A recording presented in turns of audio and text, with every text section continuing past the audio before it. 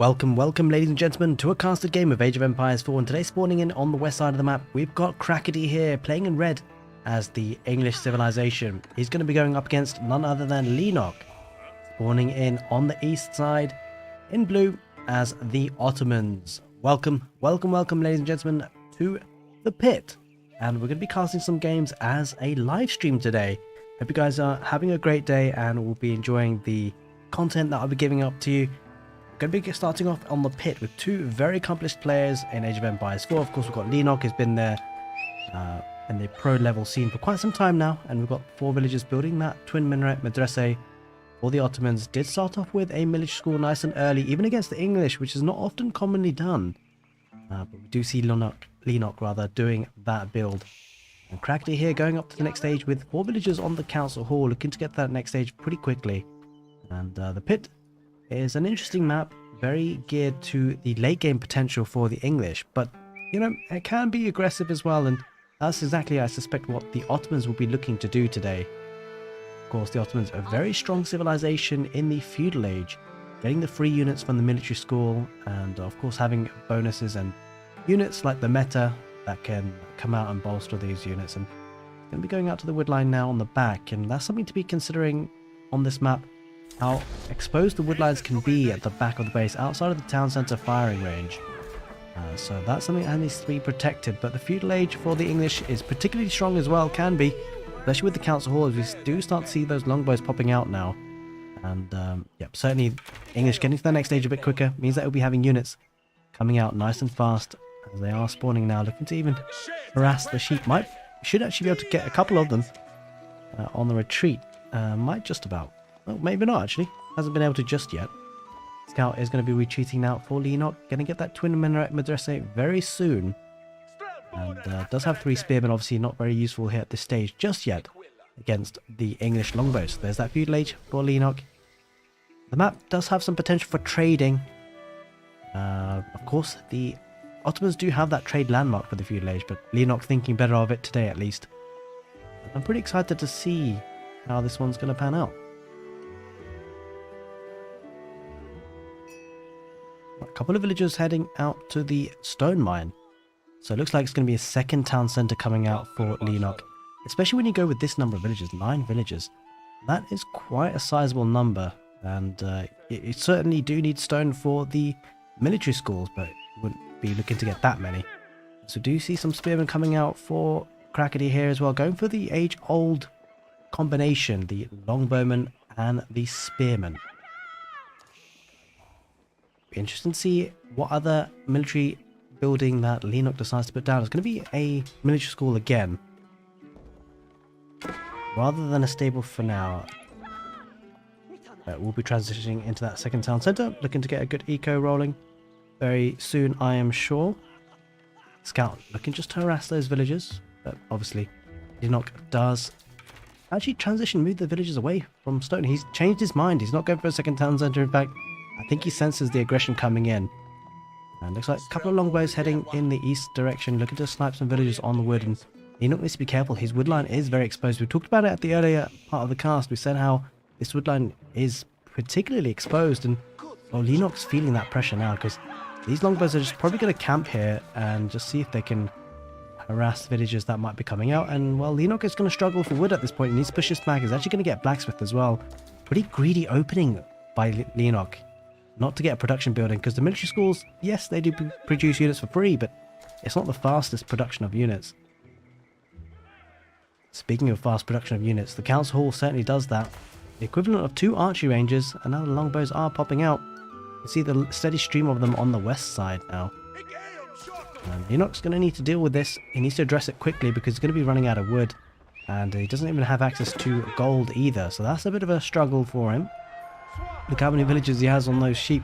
Those sheep are going to run out soon as well. He's going to need units here and fast. He's going to go for double archer production to try and counteract the longbows. Does have the meta there to be able to fight with. And Prairie here actually moves away from that position on the woodline temporarily, and I'm not sure that was a good move, because now, well, Leenock might try and just camp out some units here to see if he can get a bit of a foothold on the woodline situation again, but look at the steady stream of units, 17 to 8, and Leenock's under all sorts of pressure. wonder whether he can hold. He's going to go for the shorter wood line here, the smaller wood line. He's going to have access to wood. That's the most important thing. He needs to pump out those units. He's getting units for free though. That's the thing that's tiding him over. If he didn't have those 2 military schools as the Ottomans, he'd probably be pretty dead by now. Go with another house. And behind this, it'd be interesting to see how Crackety here is transitioning. He's just continuing to spam those longbows, actually. Going to get a second archery range as well. Does have that barracks for the spearmen. Engagement over here. Longbows against the spearmen. And that's a trade that, well, Crackety will be okay with. Not really microing it. Does have some more micro potential, but he's just going to stand and fight for now. And it's a shame that this is happening for Crackety here, at least. The wood income is going to be skyrocketing for Leenock. Exactly what he needs. He's got plenty of food. 1,000 food in the bank. And he's not investing in a production building just... Wait a minute. Is Leenock being super greedy? I think Leenock might be opting for a... Surely not. Can't be opting for a fast castle here. He's under all sorts of pressure. Does move those villages away now. Maybe needs to drop a stable and pop out some units. We shall see. He's actually going to go to the... He's being greedy. He's going to go for a castle age. Holy smokes. That is very greedy. We shall see if he manages to do it. Leenock is trying that castle age, going for the major gold vein there, 8,000, and Crackety needs to stop that somehow. Send a couple of longbows down the center, and it looks like he's going to do just that. He's on the deer pack as well, so the aggression does allow Crackety to get that map control, establish himself on the pocket economies, and gather that fast source of food. But the archer numbers in decent numbers, and he's actually going to fight with the villagers here. Leenock as well wants to get those longbows out of his base. More longbows and spearmen on the front line on that forward gold. They're just going to the back now for wood. That castle age is not going to happen. Probably a bit too greedy for Leenock. We shall see if he now decides to put down a few more production buildings. He's finally popping down a stable for some Sipahi. And Crackety here is not letting up. He's going full throttle on the military. Double archer range, single barracks. And Sipahi might be... It's a tricky one for Leenock because, you know, the spears do so well against the Sipahi, and backed up by the longbows, he's going to need a large number of Sipahi to really take a cost-effective fight. And more archer range is another archer range, well, if his first archer range and a double stable play. He does have, obviously, military schools toggled to archers as well. It's a very, very aggressive play here by Crackety here. Seems to be paying off so far. So Leenock does have the villager lead. I suspect Crackety must have just idled his town centre ever so slightly. Just like now, actually. I think he's idling it now, yeah. Just click the villager now, so we'll be getting them coming through soon.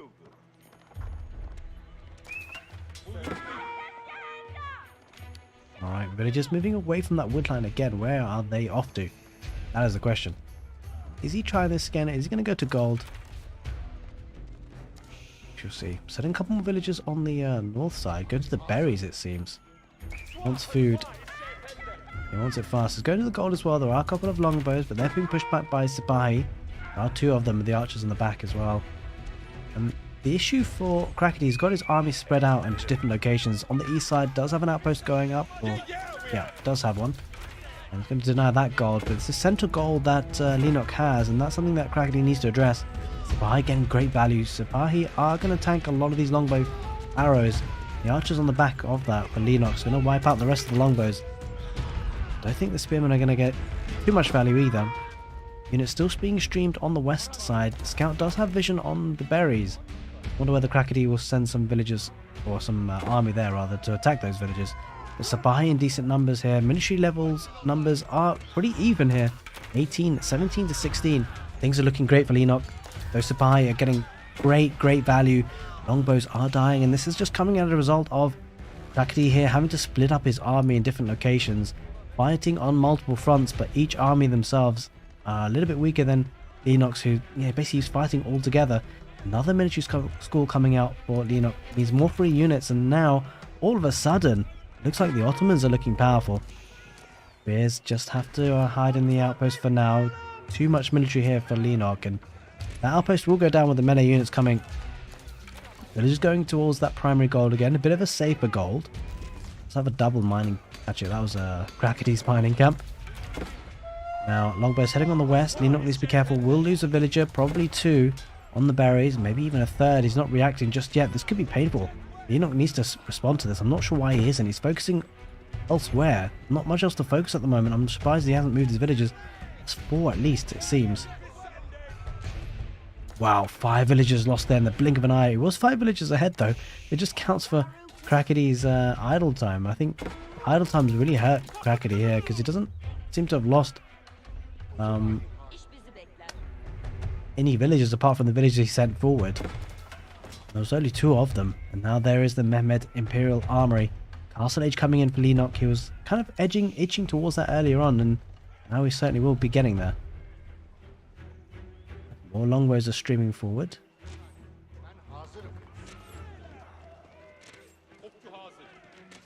But the longbows are going to deny the age up. That is huge. Leenock does have a lot of army, a lot of supply to be exact, and that's going to be important. No meta to bolster this, but Crackety here doesn't want to take a fight. I think the Mehmed Imperial Army will go up again. Well, it will be going up now, but this is an issue for Crackety here because he is nowhere near the Castle Age himself. He lost a lot of units. He just took some really bad fights. Did have a weaker economy with the idle town centre, and it looks like that's going to be the heavy price he has to pay. Upgrades coming in for Leenock as well, looking to get steel to arrow from the blacksmith.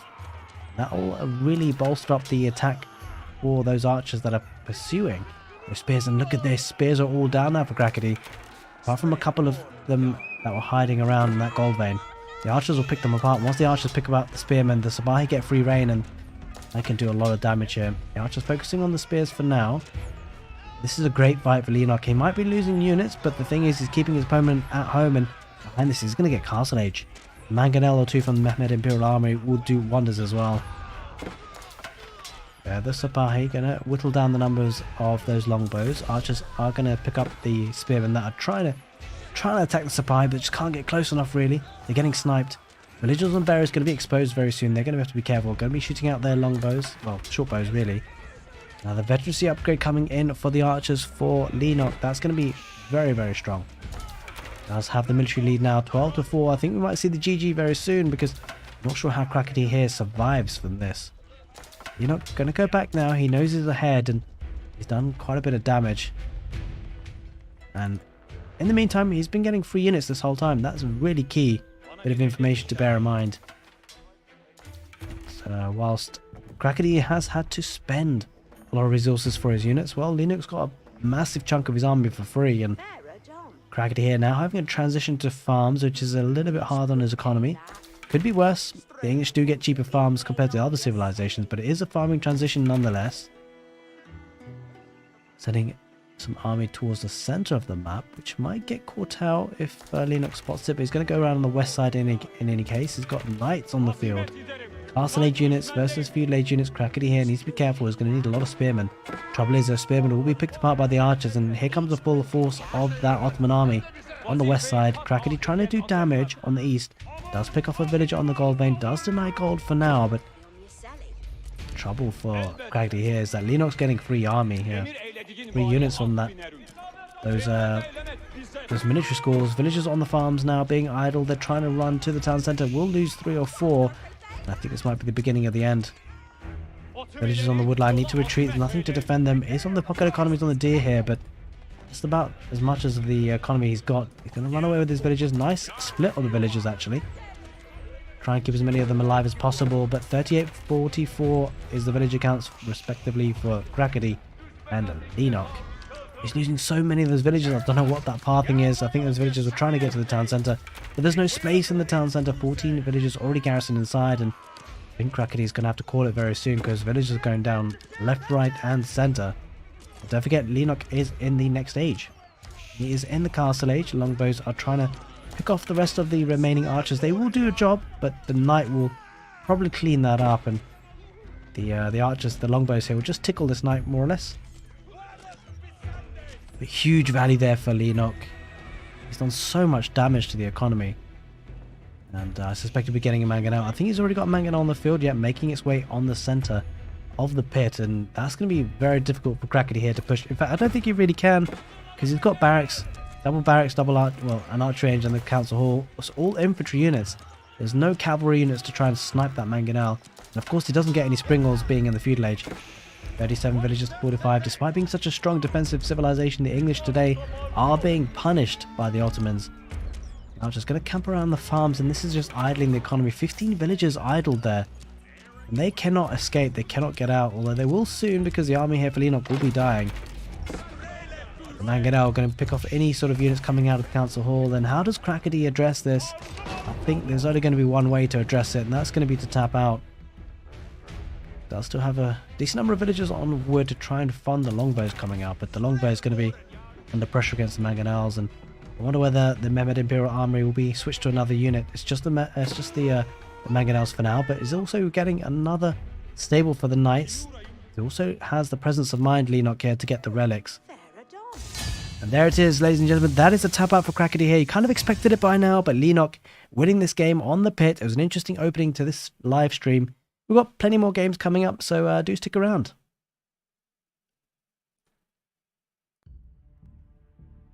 Hello, hello, Spartan. How's it going, buddy? Just thought I'd get some casting done. I figured, well, what better way to do it as a live stream?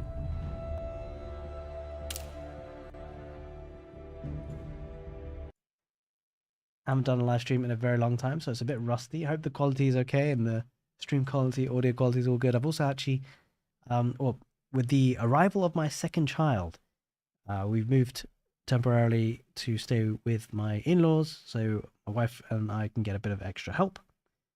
And yeah, it meant that I ironically have a little bit extra time, free time in the evening, if I can manage it. Maybe an hour or two. I can maybe get some consistent live streaming done, you know, get the content out there as well, and spend some time with you guys just chatting. And yeah, I'm excited because I've wanted to live stream a lot. I started off the journey on Twitch. I think I'm going to stick to YouTube for now. I feel like that's where my home is in terms of content creation. Thanks, Spartan. I appreciate it. Hope you're doing well, mate. It's good to see you. And yeah, so today we're going to be casting Leenock games because he's got his profile open, so why not? And that was an interesting game for the first one to start off the evening against, well, the Ottomans versus the English. I think Crackety here had a nice opening, but he seemed to just tail off a little bit, had a bit of idle time on his town centre. Wasn't necessarily able to punish Leenock completely, and Leenock just came back and did a number on him. So let's have a look at another game. Just having a look in the background whilst we've got this beautiful loading screen. So I do actually have a program set up that I can cast show matches. I can't really show you an example now, but you'll have an image of each player on either side, you know, the maps, the civilizations, everything. It looks really, really good. I just need to actually find a show match to, you know, to cast. But yeah, I'll be looking forward to doing that at some point, maybe if I can find some time, or find a show match as well. Okay, okay, I found another game.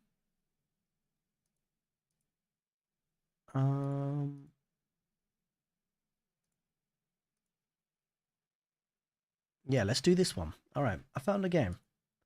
It's going to be Holy Roman Empire versus the Malians.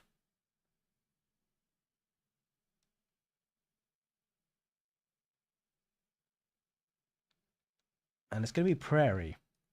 Not civilizations you often see on Prairie. You often see, you know, the French typically, but you know, this could be interesting. HRE versus the Malians.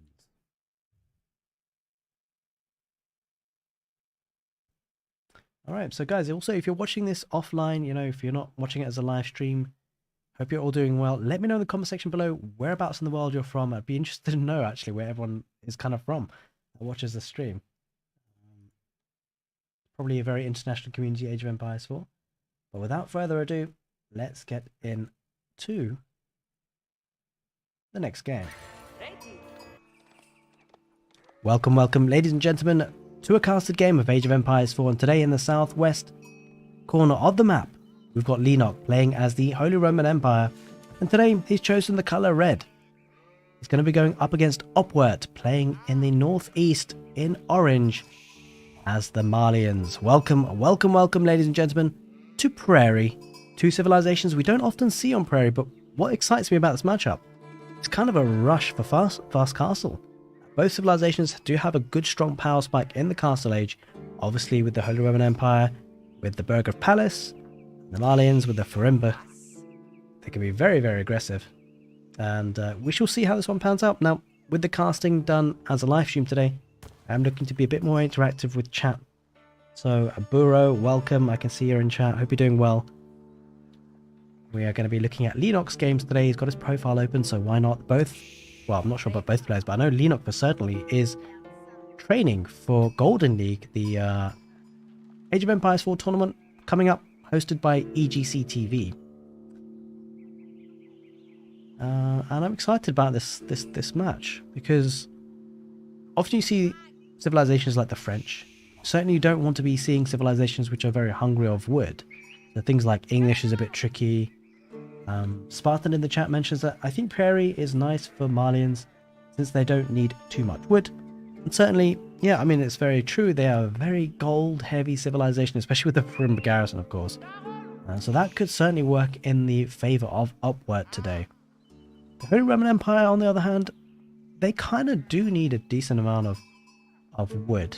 And the reason why I say that, this is an interesting concept to think about, is also about the food generation. So if you are aware of Age of Empires 2, for example, or even Age of Empires 4, really, just sticking to that, the food sources are very important.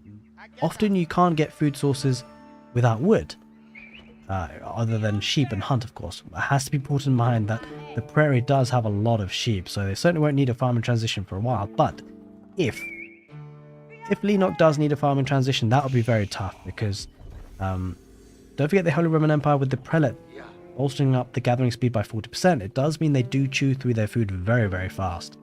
And so that farming transition does need to come in a bit earlier for the Holy Roman Empire compared to other civilizations often. So you might need to have some safe access to wood. It's going to go with the Ark and Chapel. Going to go for the eco approach here today.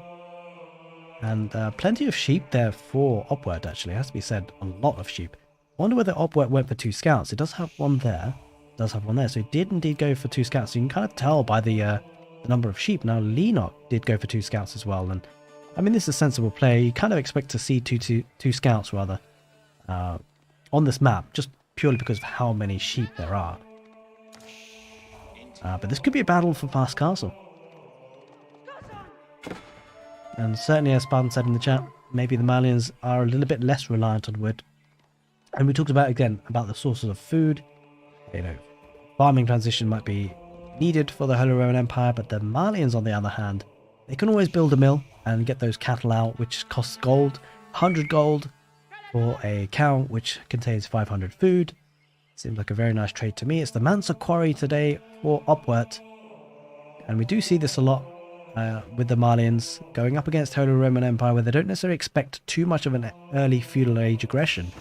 They can avoid getting that Saharan trade network. So often you can find, if you're up against a bit more of an aggressive civilization, the Malians will actually plonk down a Saharan trade network landmark just to protect that gold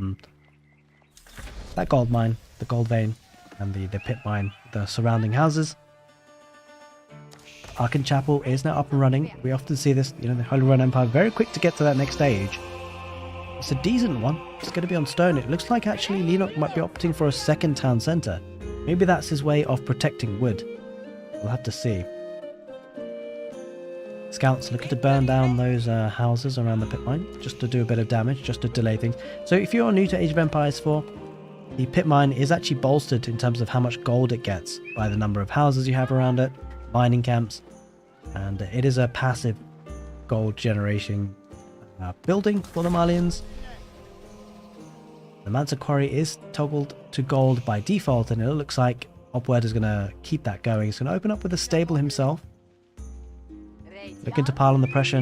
This could be quite strong, actually. It looks like it might not be a fast castle build for Upward. Might be looking to do a bit of feudal age damage, and that can be pretty strong as well, especially with their unique unit, the Javelin Thrower. Kind of makes archers a bit obsolete for your opponent, unless you have a mixed army composition. Village coming out to repair and rebuild houses. Scouts are doing a bit of damage there. 8 villagers on stone, looking to rush that second town centre really. We do see the warrior scout upgrade coming out for Upward.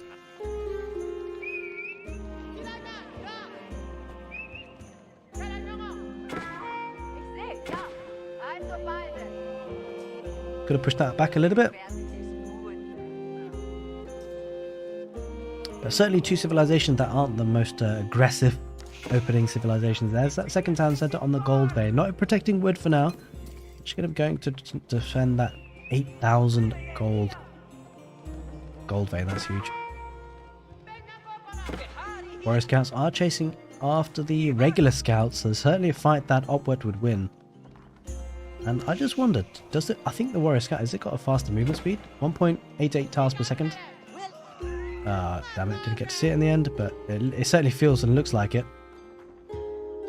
Second town center will be up and running pretty soon for the Holy Roman Empire. I'm just going to go for a stable then a barracks. Looks like we might see a feudal age pressure here, so rather than castle age, looks like both these civilizations going up against each other want to end things a little bit quicker than the castle age. And this is what we talked about, the mill being able to produce cows. I'm not sure, is this a cow? I think he's still reliant on the sheep. Doesn't need cows for now, of course. There's plenty of sheep there to be taken. We do see the Sofa coming out, actually garrisoning it inside the town centre. Now, the only thing I can reason why he's doing that is just to hide his strategy.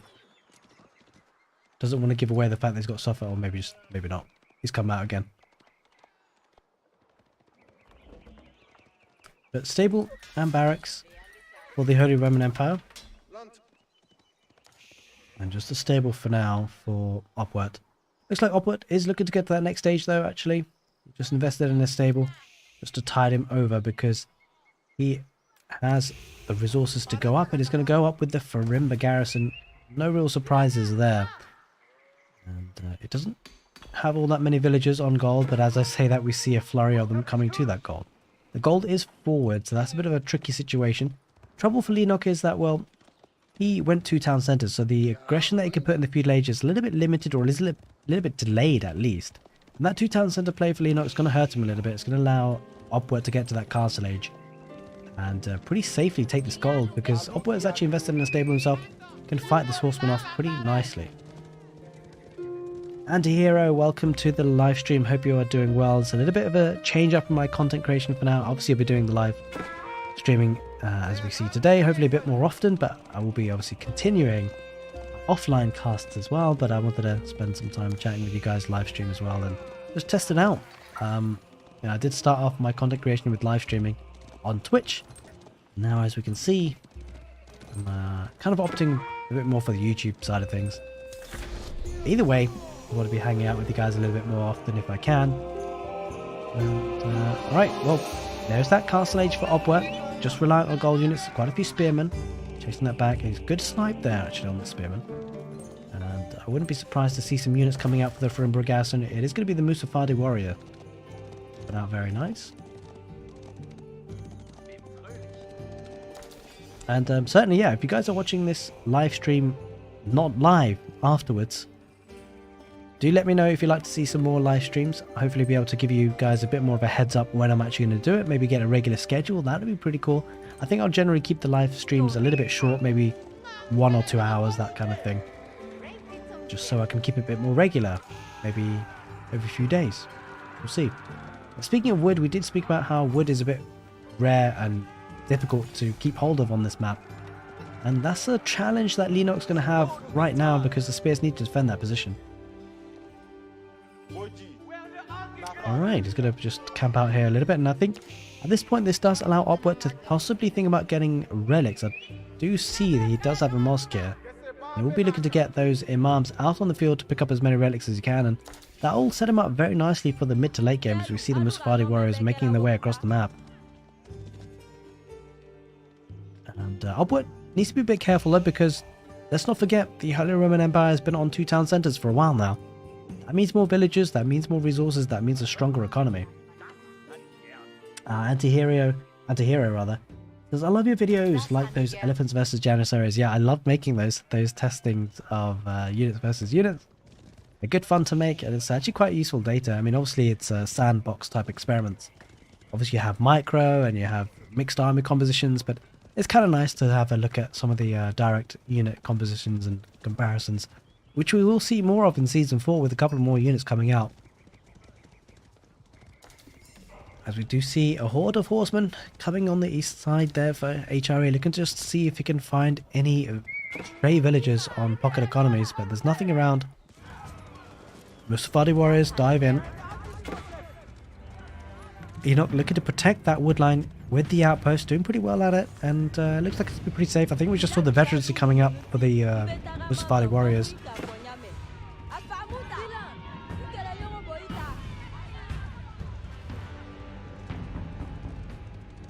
Crossing paths, also kind of like, yep, the horsemen just they're so close but yet so far. The Mustafadi warrior is going to go straight for that wood line again.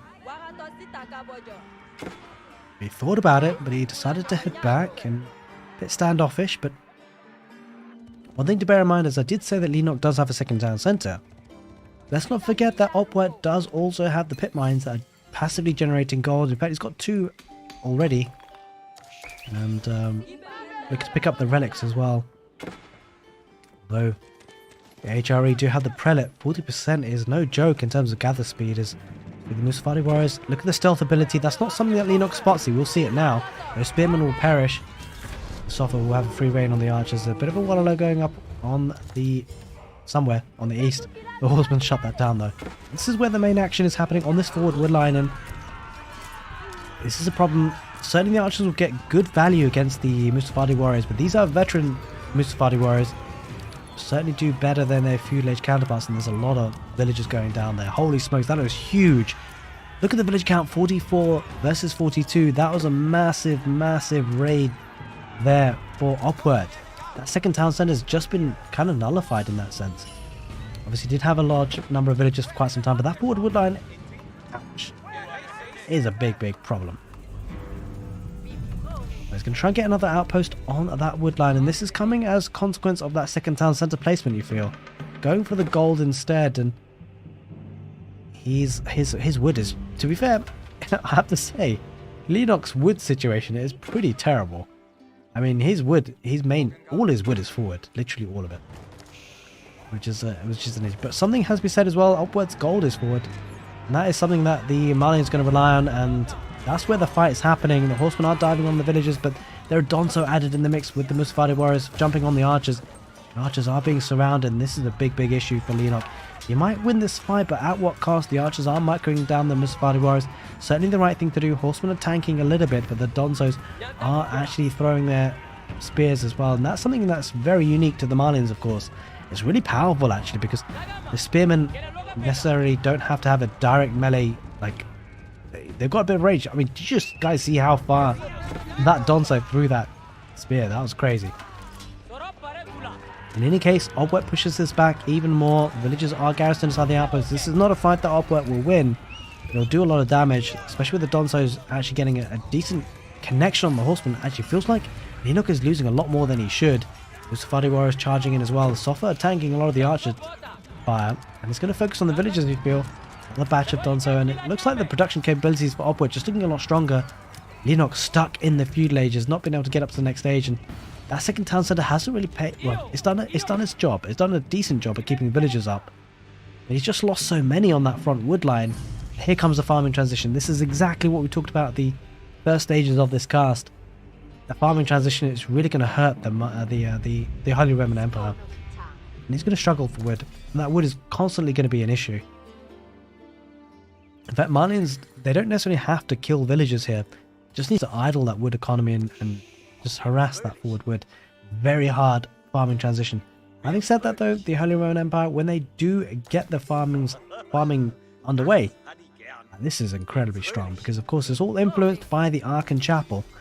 These farmers will be gathering 40% faster than their counterparts. But Malians are no slouches. They're getting cow meat here, bringing in the relics as well. And so they're looking strong. Third relic will be popping in there for Aoe4. Of course, Leenock can't get the relics stuck in the feudal age, and archers will be dying to the Sopher. A couple of spearmen though doing a decent job there for HRE. Donsos and the veteran Mustafadi warriors. Very mixed armed composition here for the Malians, and it's difficult to counter for Leenock. He's focusing on archers for now. That will focus on the Donsos for sure. Here come the Sopher as well. And look at this, the wood income is going to be dwindling here. Villagers are idled. They are idled, and the outpost, which will be doing decent damage against the units for the Malians. But this is a trade that Aoe4 will be comfortable with, especially with the passive gold generation. Certainly HRE is struggling on Prairie today. Barracks being put down.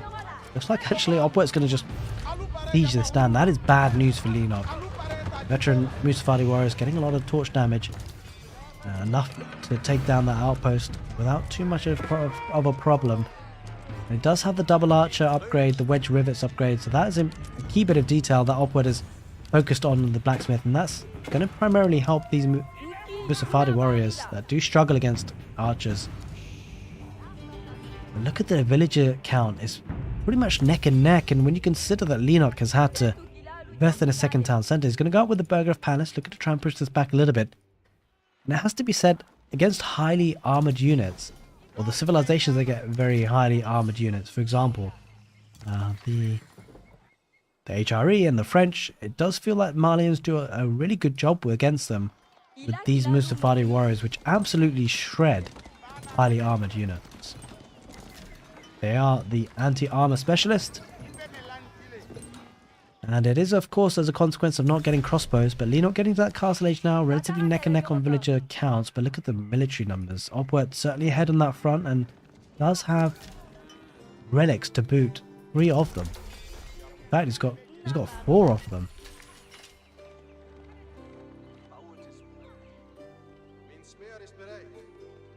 Things have quietened down a little bit, but I'm not sure for how long, because the Mustafadi warriors are heading towards that Holy Roman Empire base. It's double the military for the Malians, and don't forget, Leenock doesn't have the upgrades that he would want from the blacksmith. Gonna get Landsknecht there. That will do a lot of damage actually. If they can get out there on the field and do the area effect damage that they do. The production building is being targeted by Upward. This is great because we talked about, again, wood is something that Leenock is struggling. You can see in the top left as well. He is struggling for wood.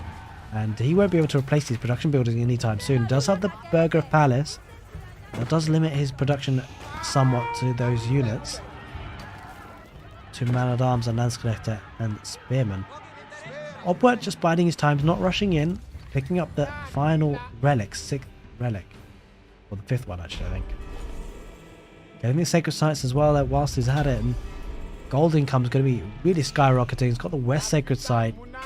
Probably going to go for the middle one next. Horsemen will be looking to deny that sacred site on the right side, but that's probably not going to be enough because look at the melee units heading towards that HRE base. That barracks will be no more, and I think the stable and the arch range will be next. Military-wise, Leenock's not able to keep up. He's got 34 versus 60, but it's not going to be enough. Veteran Mustafadi warriors against the Spearmen. Sofa are against the Landsknecht, and the archers in behind as well. And this could be the big fight that decides the game, because it looks like Leenock is losing a lot, and his villagers on the farms are going to be idled. There is an outpost there, but only 2 villagers garrisoned inside. Does have to bring on emplacement. But it's not going to be enough, you feel. 55 military. Leenock's economy entirely idled. 41 idle villagers. There are 31 there, and that's not going to be enough. Those 2 town centres didn't do HRE any favours today on Prairie, and the Malians do reign supreme on this map, and it was a really interesting game. How wood was so important.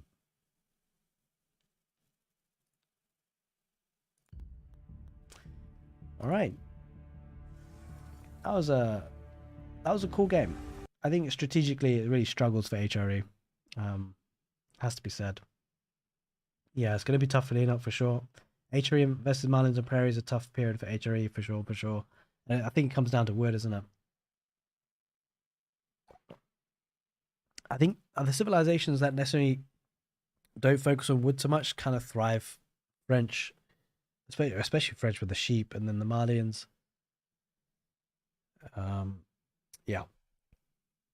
HRE don't look a very good pick on that map at all, and I think we've casted 2 games now for Leenock. He's won 1, lost 1. And let's try and find a third. It is now 11:30. I think we've got time for 1 more. Or we'll make it my last one, I think. As I said, I'm going to try and keep the streams relatively short, but more often. Get something a bit regular going, maybe.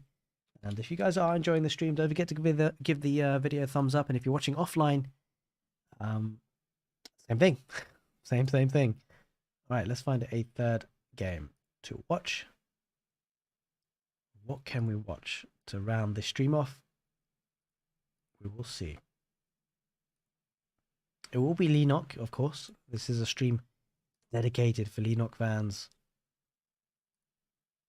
Wonder what we will find. Let's find a good one, shall we?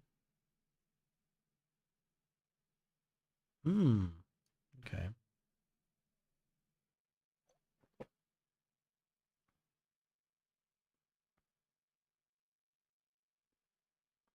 All right. I think what we'll do, we will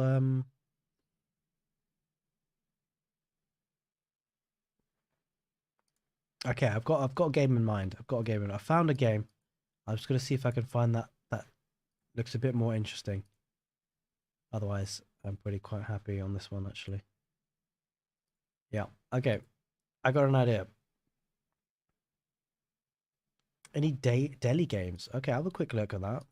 I think when I was looking through there haven't been, I'm afraid. Doesn't seem like a very popular civilization, at least on this patch at the moment.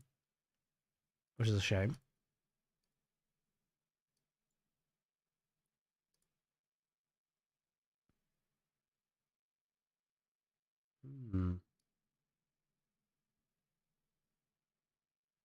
Okay.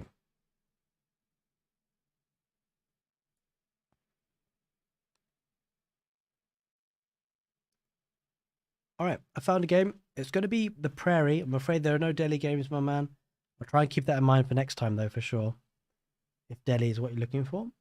We're going to be going for Ottomans versus Malians. And the map's going to be Prairie. So we saw Leenock coming up against the Malians. And, well, now he's going to be playing as the Malians.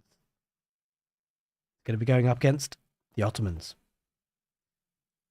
Alright, let's get things good to go.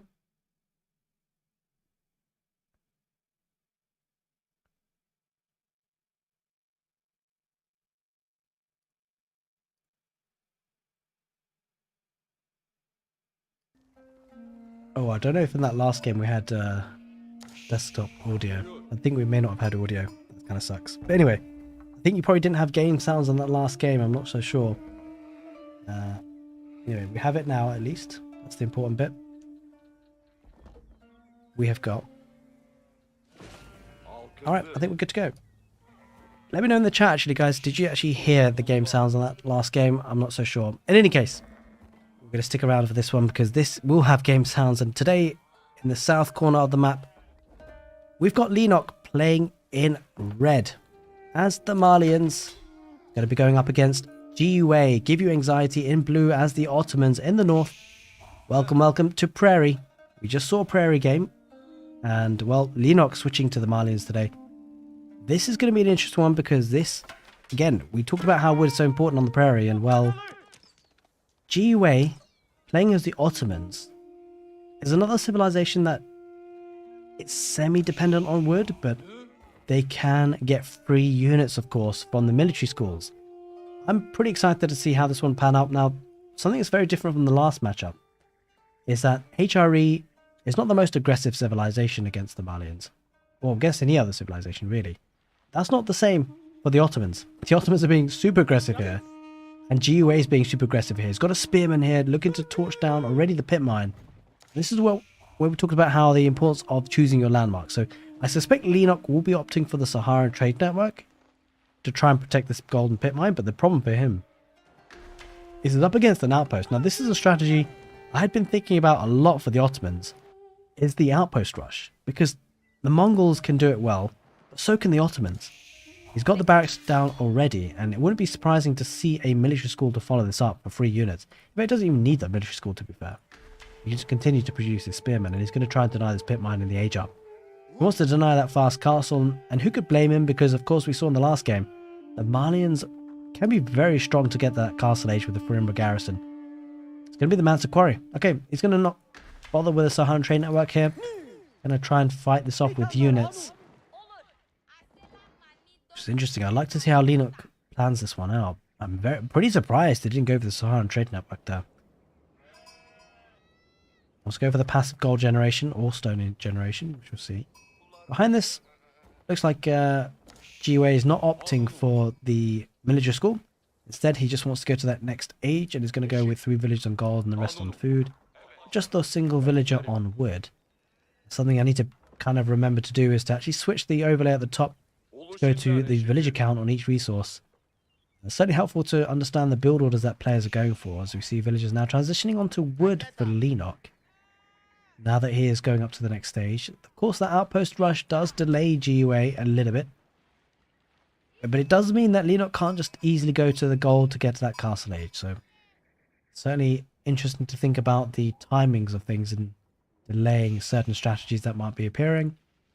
3 villages on gold, though, does mean that GUA should be going up to the next stage relatively soon. But it's a pretty heavy investment, has to be said. 150 wood for the... Well, actually 100 wood for the barracks, because of course the Ottomans get cheaper production buildings. And then the 100 wood for the outpost. And also producing the spears themselves, they cost the food and wood as well. So they don't come cheap. 60 food, 20 wood. I mean, they're cheaper than most other units, but this early stage of the game is a costly investment. An investment we shall see if it's paid off very soon, as we see a barracks coming out for Leenock. Twin Minaret Madrasa, the landmark of choice for the Ottomans today, going up with 4 villagers. And Spartan does mention in the chat that we did actually hear game sounds in the second game, which I'm very happy about. It's very frustrating when you go through a full cast and something's not quite right with the audio levels, or something you make a mistake, but something that is a bit more prone to happen on live streams, especially when you're switching scenes. But you see villagers coming out. Okay, Leenock is not happy about this. He wants to get rid of that outpost. Got plenty of sheep coming in too. He wants to keep hold of this pit mine. Who could blame him? Spearmen will be garrisoning inside. It won't be enough, of course. If you feel, oh, he might go for the scout. The outpost does get taken down. This is a lot of idle time, guys. So 18 villagers idled. That is a lot. 18 villagers. Let's save just for maybe 20 seconds, possibly. Yeah, something like that. That's quite significant. I'm not going to go for the maths, but because let's just face it, it's not embarrass themselves live on stream. But certainly 40 seconds, well, per minute, 40 resources could have been gathered per villager. It's quite a hefty bit of idle time. Probably worth it for GUA. Aoe4 warrior looking to just push away the spearmen that are coming. 2 villagers on the stone, looking to obviously get the stone he wants for the military school, which you can actually afford now. You can afford one of them at least.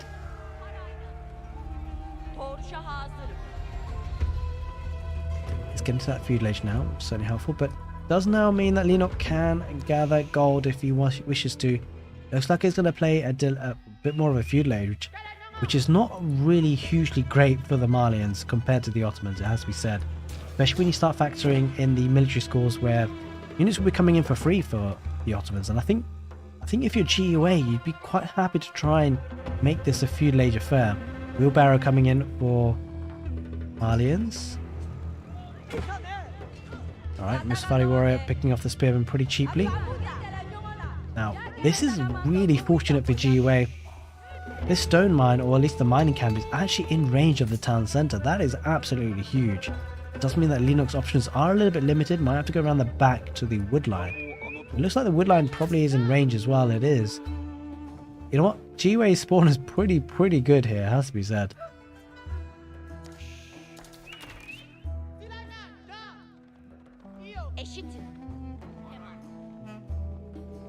Okay, it's going to be archers. Let's have an archer range. Military school is toggled to Sipahi. And it's got a barracks as well. So he's effectively got one of each at this stage.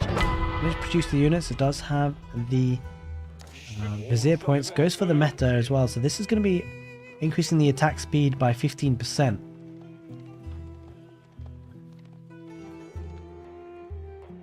It's going to be stable. Barracks opening for the Malians here. For Leenock. Slowly but surely GUA will be able to afford his second military school.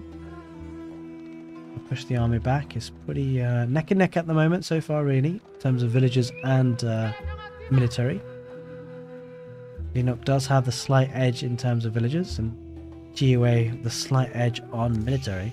Looks like GUA going to get some eco upgrades, going to go for horticulture for that food.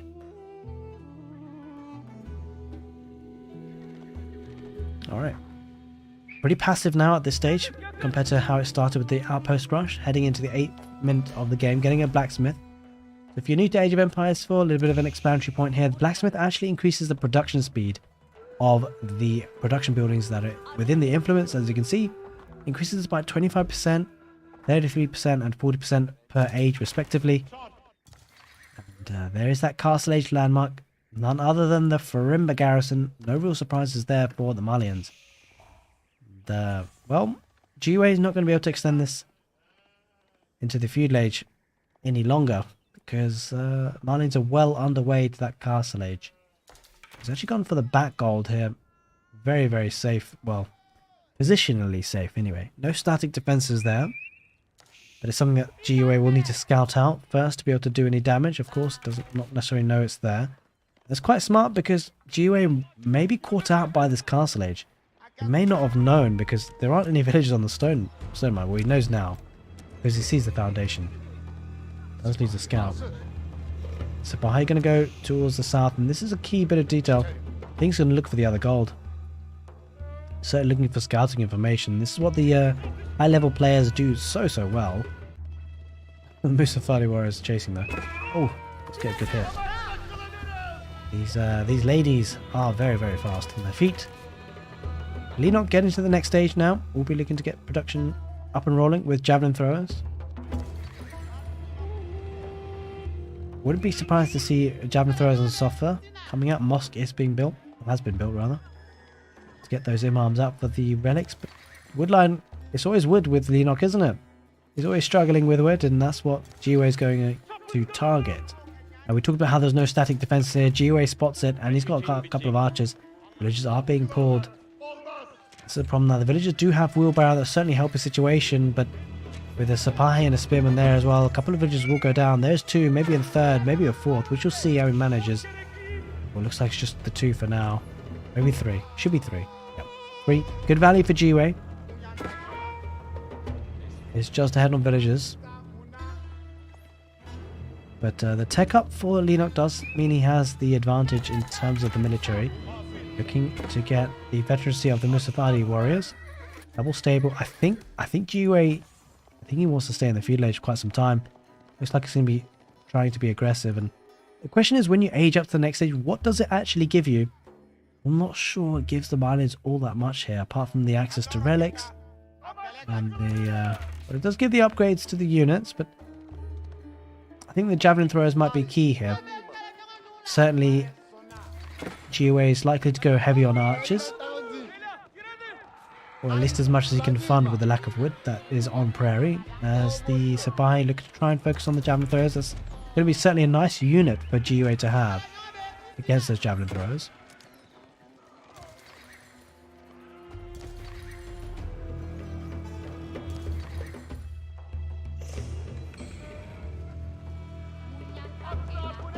Relics are being picked up, just the one so far.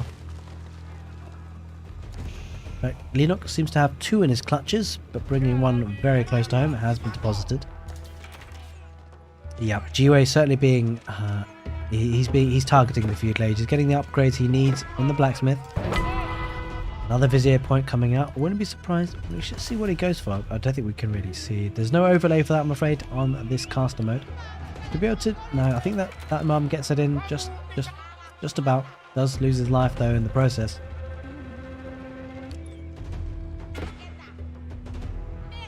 $19 military to 27. GUA does have 2 military schools. Could potentially think about getting the third soon. I think that's what the vizier point might have been spent on. We shall see. Yeah, that is indeed the case. So you get another vizier point for that third military school.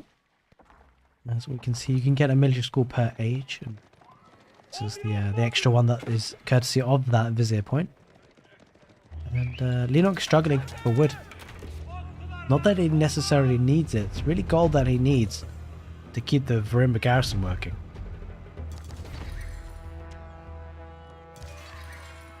Musafali warriors will be picking apart some of these archers, straggler archers, left alone. But the wood line is completely surrounded by Ottoman units, and Leenock struggles on Prairie, it seems. At least that's what we've seen in the last two games, well, the last game and this one. He needs to send villagers elsewhere for wood, I suspect. He's picking up another relic there on the east at some point. Musafali warriors pushing up the army, but if GUA can get a decent number of archers, he'll be able to take those apart. And look at this, GUA really spreading his villagers out the back, and something so strong. I think Leenock's just had really bad spawns. Although, to be fair, Leenock does have some backwood lines. He does. It's just the mobility of the army for the Ottomans proving a little bit too strong. Wolf being annoying. Holy smokes, there's the gold income. 30 villagers on that for Leenock. 1,000 gold per minute. That'll certainly keep the Prairie garrison working. That's a source of concern for the GUA, actually. I think he needs to try and address this gold issue. As he's trying to do here.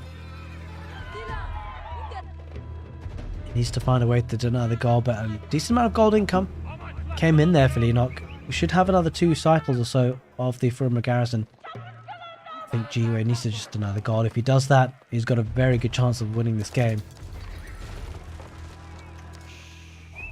GUA using his Sipahi to great effect. We can just see how good he is at raiding, and he does have the mobility with the Sipahi. Picked off another village on the wood line, 46 villagers to 40. And sure, Leenock does have the tech advantage by being in the castle age, but he is behind on both villagers and military. And a heck of a lot of villagers are idled now. Go to the back gold now. A lot of movement. He does have wheelbarrows, so the villagers will move pretty fast, but certainly a lot of idle time moving that economy around. Does have 3 relics that will certainly help his cause. There's a couple more Sipahi heading in the south, and that military number is really starting to get scary for the Ottomans. Heading on the front there on that gold, denying that gold, but also sending a large number of Sipahi. No static defenses. This could be huge for GUA. He's going to pick up a lot of villagers, especially with the attack speed buff from the meta. Oh, this is going to be an absolute massacre for the Malians. No static defenses. Leenock's going to lose a lot here. He's pushing on the front as well. The gold is being denied. That is the key bit of detail. That's how you win against Malians, it seems. Deny the gold. Oh, I think Leenock's just given up. The villagers are completely idle there. And oh no, maybe not. They're running away now. I don't know what they were doing. They were just getting poked and prodded. There they are. The veteran Musafadi warriors looking to chase down the Sipahi, but the movement speed is proving so strong. Looks like it's getting imported armor for Sofa. So he's going, oh look at this. This is perfect by GUA. Keeping up another Sipahi just to harass those villages. This is so strong, and GUA showing us today on Prairie how mobility can be so good. The number of archers, so many of them. Going to pick apart the veteran Musafadi warriors. There's just not enough here for Leenock, you feel. The Sipahi heading back home. Bit surprised to see the Sipahi there on the north not head back to the main army. But it does feel like, GUA's done so much damage, especially this raid hit. No, Leenock's not noticed. He's only just noticed now, and must have lost at least 4 or 5 villagers. That is absolutely huge. This unit got so much value. And Leenock is really struggling. 20 villagers. GUA has been raiding so well. Okay, this is not so great for him. A couple of Sipahi will be dying, but they're managing to run away at least for now, and some of them will keep their lives. I think GUA is quite happy with his position. He knows that his opponent has lost a lot of villagers.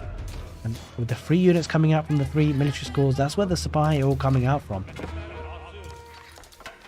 Has another 2 meta. This is looking very strong for the Ottomans versus the Malians. The 2 new civilizations to grace us for Age of Empires 4, and we're seeing them showcased today on the Prairie.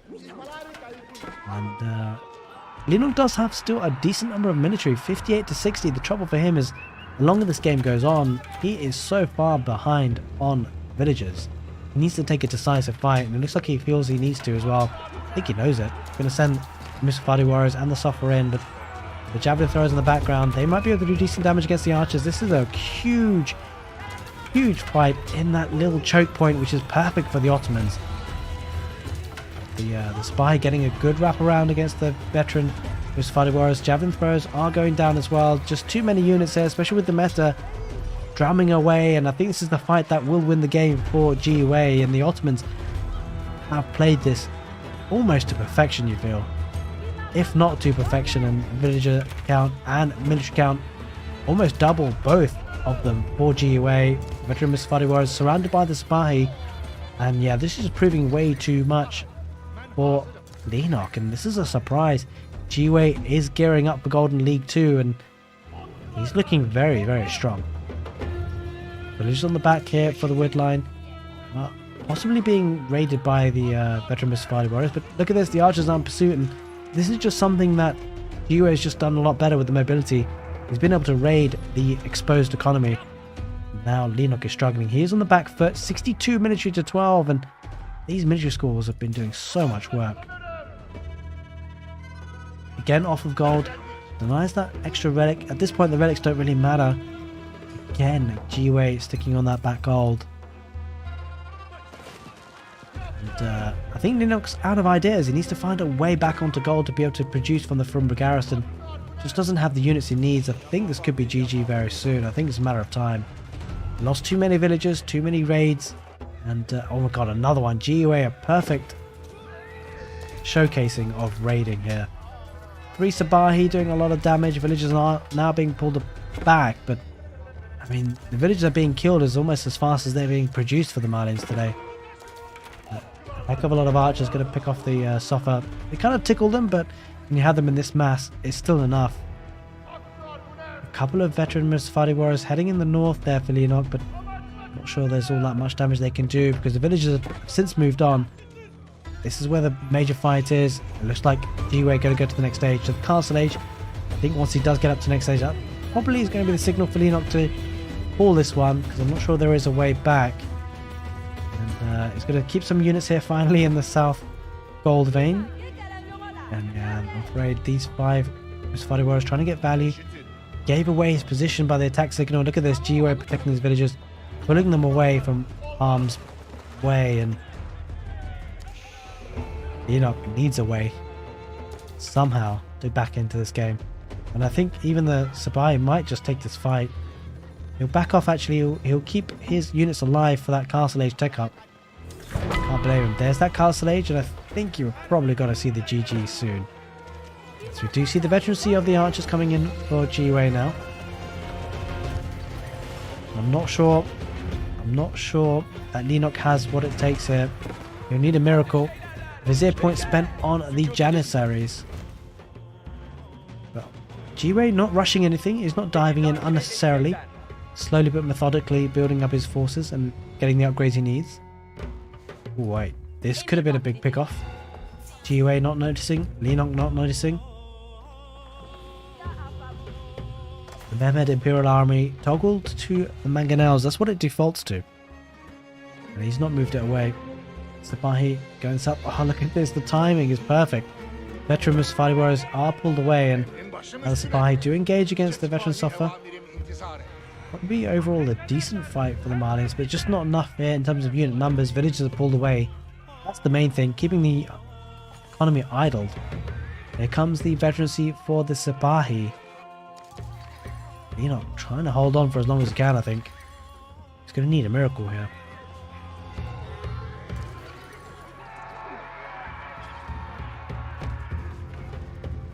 The Sofa do actually win that in the end.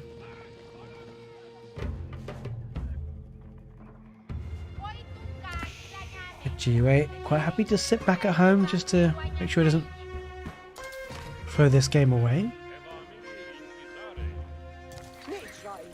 There's our veterancy of the archers. The veterancy of the spy coming in very, very soon in 18 seconds. They're going to get blacksmith upgrades as well in the west. Ooh. Okay. Couple of veteran Mustafadi warriors.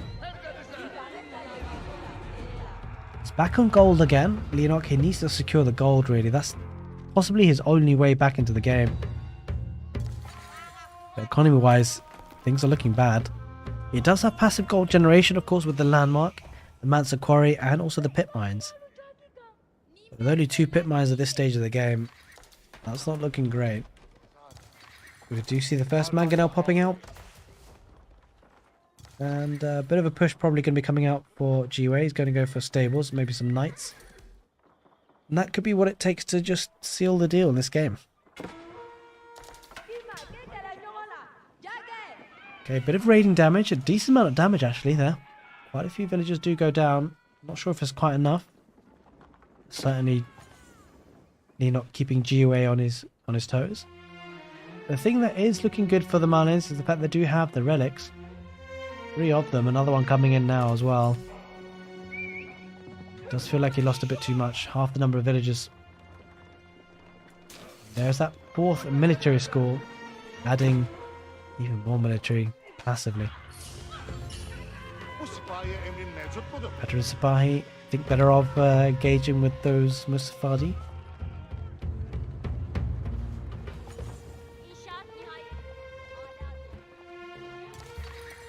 Jiwei has plenty of food in the bank. Pretty surprised. Yeah, I think he's going to go full production here. That food will be well spent by these stables. Struggling on the gold. Ooh, does pick up a relic. That'll help his situation a little bit. Does have a decent number of villagers on gold. 23 of them. I think at this point, Jiwei is quite content just to build up a large army just to seal the deal. And might come down to one big battle. Although it does seem Leenock is out of the game might show us one more big battle, as we do see the veteran Mustafadi warriors picking up villages on this western wood line. Does get 2, probably no more than that. As we see the spy try and push that away.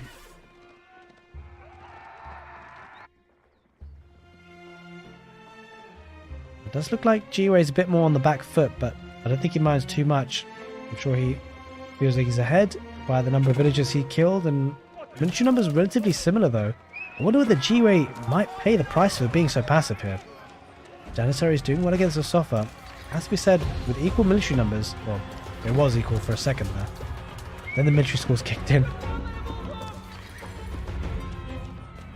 Yeah, military numbers still looking very healthy for Jiwei, but he's being very passive. Does give Leenock an opportunity to raid with veteran Sofa himself. It will need a lot of raids to do the damage that he's been dealt. And I think maybe Jiwei just possibly ignores this. Villagers in the gold vein. Probably don't want to ignore the villagers though. We'll lose 2. The army are close by. Engages. Janissaries do pick off the Sofa on the retreat. And 2 mangonels now heading forward. Wonder whether he's toggled onto trebuchets or not. Nope, not yet. He wants to continue with the mangonels for now. 94 military to 65, and with the 4 military schools pumping out units. That is certainly looking nice. Here comes the big fight, you feel? It's going Mustafadi warriors and javelin throwers versus knights, crossbow, knights, spearmen, Bahi and archers and mangonels and 4 metas. Take that back. Yeah, that was 2 mangonels. This is going to be a big push. 103 military, 272. Jiwei pushing now hard. Our veteran Mustafadi warriors raiding quite heavily. Well, there isn't that much more military at home to defend. 2 mangonels going to do great siege work, and I think here Jiwei is just going to take out the production buildings. Once he does that, he should win. The villagers are going down on the gold vein. Holy smokes. Okay, that is bad. Jiwei lost a heck of a lot of villagers in a blink of an eye. Don't think he expected that. I think this is the final push. I think Jiwei just wants to finish this now. But I have to say, I mean, Jiwei has lost a lot of villagers. And he was pretty passive, and he might pay the price, but we shall see if he manages to win. 2 mangonel shots, huge on the veteran Mustafadis.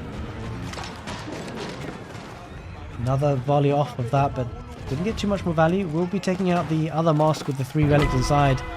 Another vizier point ready to be spent. And I think Jiwei does just overrun things here, especially with the mangonels getting good hits. There is a springald there, but doesn't really seem to be getting a clean shot in amongst all the houses. Does get 1 shot. 1 mangonel does go down. And again, the military numbers are a bit too strong here for Jiwei, and the reinforcements coming in for free for the military schools. Just diving things here. Doesn't need... He's not even bothering any more siege. Springald will go down. I think back at home, Jiwei looks to be pretty safe on the minimap at least. I'm not going to look away because I think this is going to spell the GG. 37 military to 68, and in the end, it appears that Ottomans did reign supreme. We shall see. Obviously, the formality of the GG is still waiting to be found. Oh, looks like Mangonel was trained in that siege workshop. I'm not sure if we'll have time to pop out. There is a Springald. Might take out the Mangonel. I think he will lose that Mangonel in the end. With 60 military to 27, I think this is the final nail in the coffin, and no relics as well. Whoa. Oh, the cavalry are charging in. I don't know, it just feels like this is a game that Jiwei should have won a long time ago. But he hasn't. Mangonel does pop out, and that's actually bad. Leenock's going to lose a lot of resources there for free. Probably would have wanted to lose that siege workshop earlier. Then that mangonel popped out in the end. Does lose it for free. But really, GUA just needs to keep his army together, and he should see this one through. Got the advantage. Another group of Mustafadi warriors, 11 of them heading to raid. Village count relatively even here. That is a huge concern. The good thing for GUA, he was ahead for so long. That eco will have built up, and it should carry through.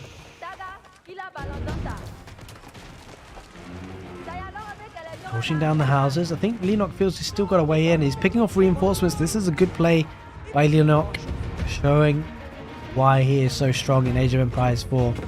Picking off reinforcements for the Sofa there on the east, and then veteran Mustafadi warriors looking to get some damage on the west. This could be a problem for GUA. He doesn't have anything defending. That's a lot of villages on the wood line. If only the Sofa is not spotted, it might pick off the mangonel for free as well. Leenock, you just went past 27 villages, my man. He heads back now. Oh god, that's three mangonels. He's just gonna lose.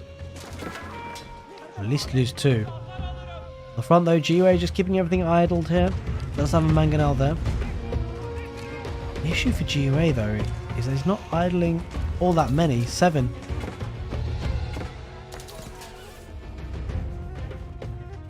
And this is huge. The army for Leenock just ignoring what's going on in the main base. He can't really address this army, so he's going to keep his army active. Villagers are migrating. This is a lot of villagers trying to migrate. I mean, these are all dead. That is a shame. I think this might be the final death. The death knell. I think this might be it, because that is a lot of villagers to lose for free. And nothing he can do about it now, Leenock. Mobility of the Ottomans is going to look to deny sacred sites. We're going to get a keep here on the west. This has turned into a relatively scrappy game, because look at this. Eco's being idle. A big wall low. Whoa, whoa, whoa, whoa, whoa, whoa, whoa, whoa, whoa, whoa. Oh, no. Just didn't manage it. But look at this. It's actually not looking all that great for GUA back at home. He's losing villagers. But I think that group of villagers, that 2 group that he lost there, Leenock, it's just a bit too much. Especially at this stage of the game. Down to 24 villagers, 30 minutes into the game. I don't think we've seen this very often. Sipahi on these villagers on the gold vein as well. Villagers going to stand and fight. They will take out the 2 Sipahi in the end. No real other option. Taking the forward berries. Javelin throws being annoying. On the east side, looks like GUA wants the sacred sites. Needs to push this away though. I'm surprised not to see GUA have... I don't know, he should just feel like he should have won this game a lot earlier. Somehow Leenock showing how strong he is, managing to come back into it. Javelin throws will be picked apart. I think we've said this game is over about 5 times in the game, it just hasn't been. They keep going on the west side gold. Ultimately, Malians, that's all they need to keep this perimeter garrison working. That's all Leenock needs is gold. It looks like GUA has addressed the problems of at home. No more army harassing his villagers. Getting the eastern sacred site as well. I think GUA can stabilize here. Does have double the number of villagers. Army numbers dwindling now for Leenock. I think he's hit the hay. Only 17 villagers, 14 army. I'm not sure he can keep up with this anymore. But I have to say I was not expecting this kind of play by Leenock to stay in for this long and push back as well as he did. But it does feel like for the 6th time now, looks like he has lost the game.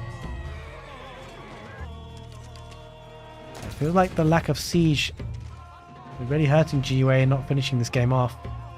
Trebuchet or 2 from the Imperial Armory could have a lot of potential.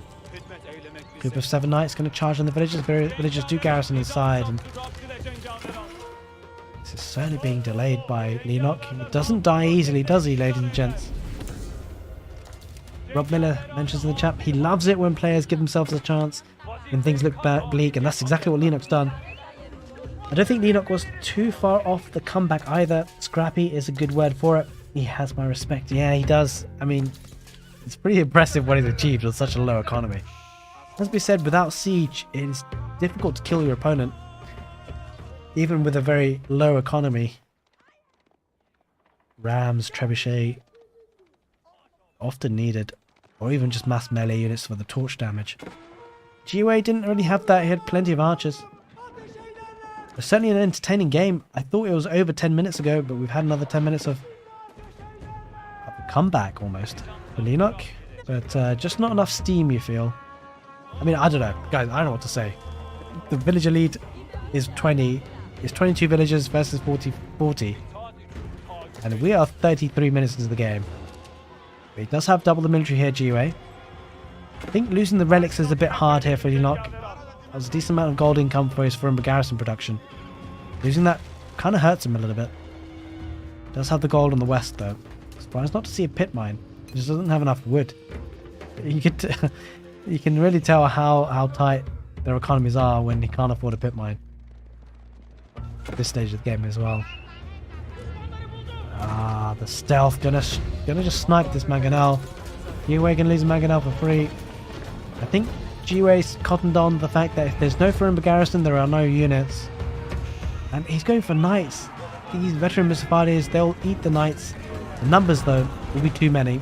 The numbers will certainly win here for GUA. Even though the Mustafari warriors do technically counter the knights, he just has too many. Another Mangonel going down. Luckily for the Ottomans, they are free, I believe. May have produced a couple from the siege workshop that was there. In any case, here come the knights and the torch damage. Going to take out down the seven throwers. A couple of Mustafari warriors. The charge attack does a lot of damage. I think this could be it. This could be it, ladies and gents.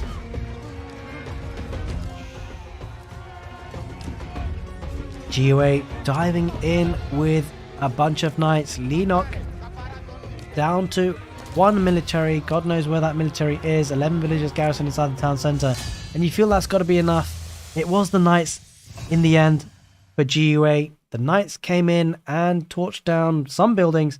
Working on the Firmba garrison now, but Leenock taps out finally. Hope you guys enjoyed that casted game.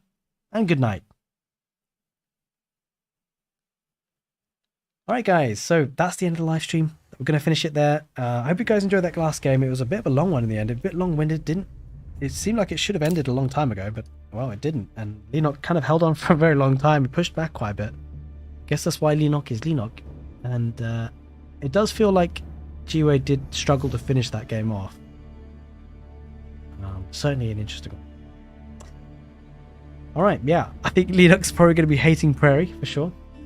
Just wanted to say, guys, for everyone who's hopped in, whether it's in the live stream or even watching the VOD afterwards, thank you so much. Hope you find it entertaining. I'm certainly working on my casting skills, trying to improve them, and hopefully do more live streams, maybe short ones like this, maybe 1 to 2 hours of a couple of casted games, and then you know, try and keep them regular, hopefully.